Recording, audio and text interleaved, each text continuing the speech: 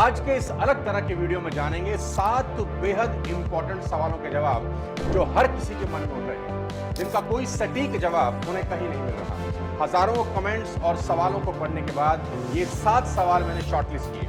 हो सकता है इनमें से कोई सवाल आपके मन में भी उठता हो, तो आपको उसका जवाब आज इस वीडियो में मिल जाएगा। इसलिए इस वीडियो को आखिरी तक जरूर देखिए और अगर आप हमारे चैनल पर नए हैं तो सब्सक्राइब कर दीजिए और बेल आइकन दबा दीजिए ताकि हमारी अगली वीडियो की नोटिफिकेशन आपको मिल सके। चलिए शुरू करते हैं आज के सबसे इंपॉर्टेंट सवाल को। सबसे पहले बहुत से लोग आज ये जानना चाहते हैं कि सबसे इंपॉर्टेंट इंसान कैसे बना जा सकता है।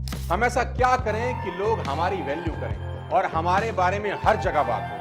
हर इंसान जानना चाहता है कि लोग उसकी तारीफ करें, उसके बारे में चर्चा हो। ये बहुत ही शानदार सवाल है और इसका जवाब बहुत ही सिंपल। आपको अपनी पसंद और नापसंद से ऊपर उठना हो। छोटी बातों को साइड हटाकर बड़े गोल्स पर फोकस करना हो। भीड़ का हिस्सा नहीं, भीड़ की वजह बनना हो। सचिन तेंदुलकर अपने बचपन में आम दोस्तों की भीड़ में शामिल नहीं थे। अगर ऐसा होता तो वो आज सचिन तेंदुलकर ना होते। मौज मस्ती, पार्टीज, घूमना फिरना, डिस्कोथेक, बाइक पर आवारागर्दी, उन्होंने इन सब से ध्यान हटाकर बड़े गोल यानी चैंपियन बनने पर फोकस किया। आपको आज की मस्ती और आवारागर्दी की कुर्बानी देनी ही होगी। आपको अपने आसपास की हर फालतू और एनर्जी चूसने वाली बातों से ऊपर उठना होगा। आपको अपनी जिंदगी के अगले 1000 दिन बड़े गोल पर फोकस करना होगा। अगर सूरज की तरह चमकना है तो सूरज की तरह जलना भी होगा। हर घर में किसी एक को जीवन कुर्बान करना ही होता है ताकि बाकी परिवार आराम कर सके। मैं चाहता हूं वो कुर्बानी आप थे। हम आज आजादी में सांस ले रहे हैं। जानते हैं क्यों? क्योंकि लाखों लोगों ने अपनी पसंद नापसंद, परिवार, यहां तक कि अपनी जान को कुर्बान कर दिया ताकि अंग्रेजों को देश से निकाला जा सके। मैक्सिमम लोग सफलता की सीढ़ियां इसलिए चढ़ सके क्योंकि वो तब भी अपना पसीना बहा रहे थे जब उनके आसपास के लोग आराम कर रहे थे। आपको कुछ समय के लिए अपनी पसंद नापसंद से ऊपर उठकर सोचना होगा। सीधी सी बात है, या तो पसंद नापसंद को जिंदगी से बड़ा बना लो या जिंदगी को पसंद नापसंद से बड़ा बना लो। याद रखो, जब तक आप खुद के लिए कठोर नहीं होगे, जीवन आपके लिए सरल नहीं होगा। लोग आपकी वैल्यू तभी करेंगे जब वो आप में ऐसा इंसान देखेंगे जो उन्होंने पहले कभी नहीं देखा। अब चलते हैं आज के यूथ के दूसरे सवाल पर।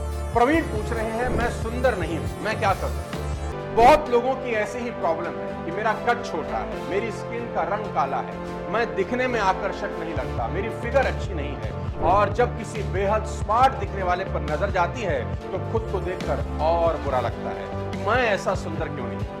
दोस्तों, सर्वे बताते हैं कि 55% पुरुष और 45% महिलाएं अपनी छवि से संतुष्ट नहीं होते। सुंदर दिखने की लालसा के कारण ही ब्यूटी प्रोडक्ट्स का बाजार करोड़ों अरबों रुपए का है। देश में गोरा बनाने वाली क्रीम का कारोबार बहुत बड़ा है। लोग सुंदर दिखने के लिए प्लास्टिक सर्जरी तक करवा रहे हैं। कोई नाक ठीक करवा रहा है तो कोई होंठ। ऐसी कई कहानियां हैं कि सर्जरीज में कई बार हालत और बिगड़ जाती है और आप पहले जैसे भी नहीं रहते। लेकिन आज मेरी ये बात समझने की कोशिश करें। आप वैसे ही दिखाई देंगे जैसे आप अंदर से हैं। आप भले ही बॉटल को ऊपर से कितना ही साफ कर लें, अगर बॉटल अंदर से गंदी है तो बॉटल गंदी ही रहेगी, उसमें दुर्गंध आएगी ही। अगर आप भीतर से अच्छे हैं तो चेहरे पर आपकी अच्छाई झलकेगी। किसान से पूछें तो वो बताएगा कि अगर आप जड़ों की देखरेख ठीक से कर लें तो पेड़ अपनी देखरेख ठीक कर लेगा। याद रखें, सच्ची सुंदरता देखी नहीं, महसूस की जाती है। चाणक्य कुरूप थे, दिखने में कहां सुंदर थे, लेकिन वो अब तक हमारे दिलों पर राज करते हैं। रविंद्र जैन और सूरदास दोनों अंधे थे, देख नहीं सकते थे, लेकिन अपने कर्मों से इतिहास में अमर हो गए। ओम पुरी का चेहरा देखकर कौन कह सकता है कि ये आदमी हिंदी सिनेमा को अपनी एक्टिंग से हिला देगा। इसलिए ऊपरी सुंदरता छलावा है दोस्त, अंदर की खूबसूरती ही असली खूबसूरती है। एक बहुत पुराना शेर है कि मेकअप के कारण खो गई असली की पहचान, ऊपर से ताजमहल अंदर कब्रिस्तान। अब तीसरा सवाल जो पंकज ने पूछा है कि दिन ब दिन मायूस होता जा रहा हूं, क्या करूं? कुछ भी करने जाता हूं तो रिजल्ट उल्टा ही आता है। इस सवाल का जवाब भी बहुत सिंपल सा है। याद रखना, जो आपके भीतर घटता है वही कुछ समय के बाद बाहर घट जाता है। इंसान के मन को अगर हम बदल सके तो हम देखेंगे कि हमने उस इंसान को बदल दिया।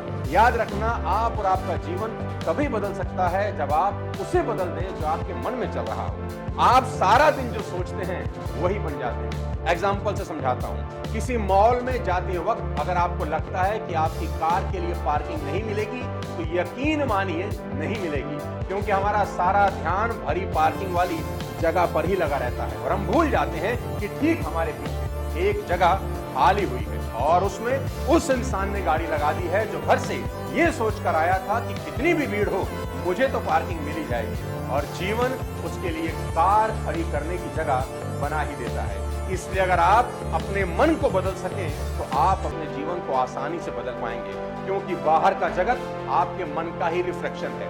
इसलिए कहा जाता है कि मन के हारे हार है और मन के जीते जीत। अपने अंदर खुशी पैदा करने का सबसे आसान तरीका आपको बता देता हूं। अपनी एसोसिएशन को तुरंत बदल दो। ऐसे लोगों के बीच जाने का रास्ता ढूंढो जो खुश रहते हो, प्रोडक्टिव हो। ऐसे लोगों के बीच जाते ही आप पाएंगे कि धीरे धीरे मन बदलने लगा है, और जहां भीतर की दुनिया बदली बाहर की दुनिया बदलते देर नहीं लगेगी। अगला बेहद इंटरेस्टिंग सवाल जो विजय जी पूछ रहे हैं कि अब तो मेरी उम्र हो चली है, मैं कुछ नहीं कर सकता, ऐसे विचार दिल में आने लगे। एक बहुत सारे पन्नों वाली कॉपी के बारे में सोचिए।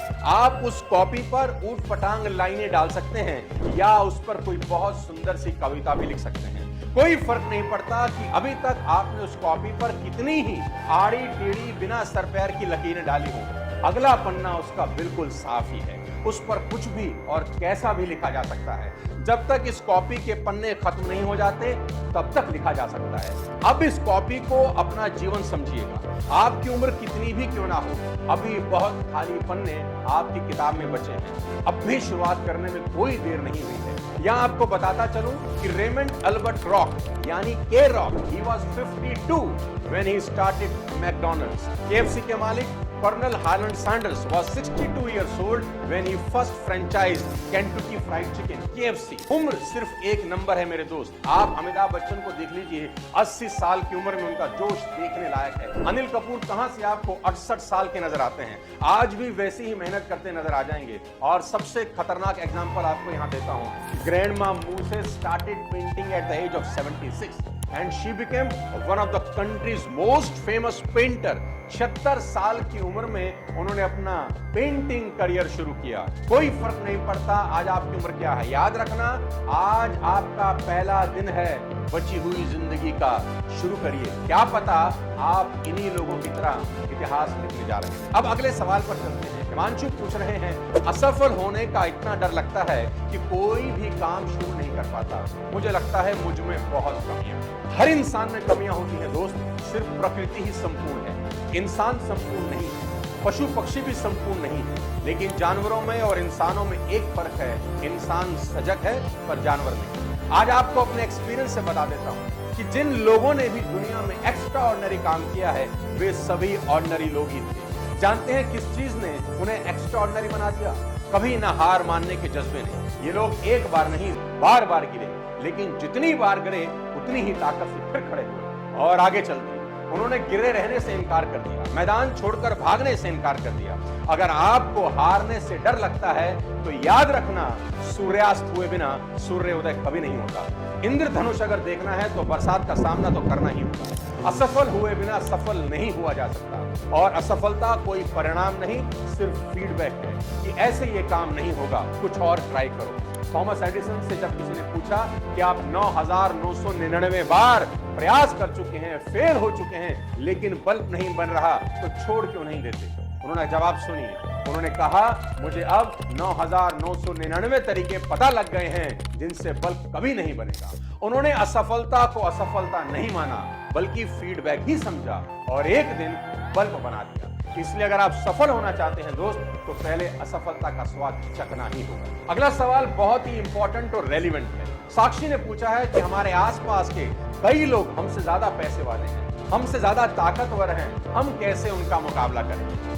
शतरंज की बिसात के बारे में सोचो साक्षी। इसमें पहली लाइन में सबसे ताकतवर मोहरे होते हैं, हाथी, ऊंट, घोड़े, राजा और रानी, और उनके आगे की पंक्ति में है प्यादे। सबसे ज्यादा ताकतवर कौन दिखाई देता है? यकीनन हाथी, ऊंट, घोड़े, राजा और रानी। लेकिन इन सब में एक कमी है। हाथी आखिरी तक हाथी ही रहता है, घोड़ा खेल के अंत तक घोड़ा ही रहेगा, ऊंट आखिरी तक ऊंट ही रहेगा और राजा रानी आखिरी तक राजा रानी ही रहेंगे। लेकिन अगर ध्यान दो तो हर प्यादा राजा रानी बनने से सिर्फ 6 कदम ही दूर होता है।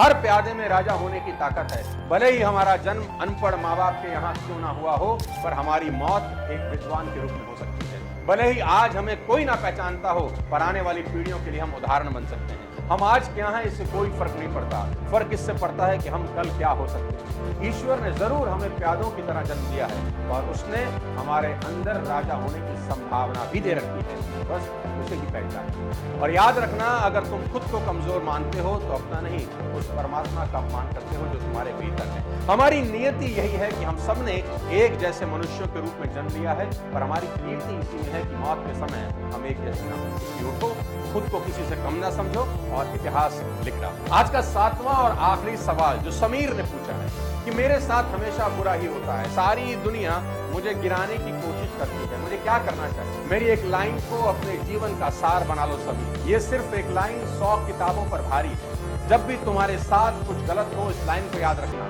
कि घटना का घटना आपके हाथ में नहीं है, घटना में रंग भरना आपके हाथ में है। मैं दोबारा कहता हूं, घटना का घटना आपके हाथ में नहीं है, घटना में रंग भरना आपके हाथ में है। घटनाएं ईश्वर कराता है, उसका जवाब मनुष्य को देना होता है।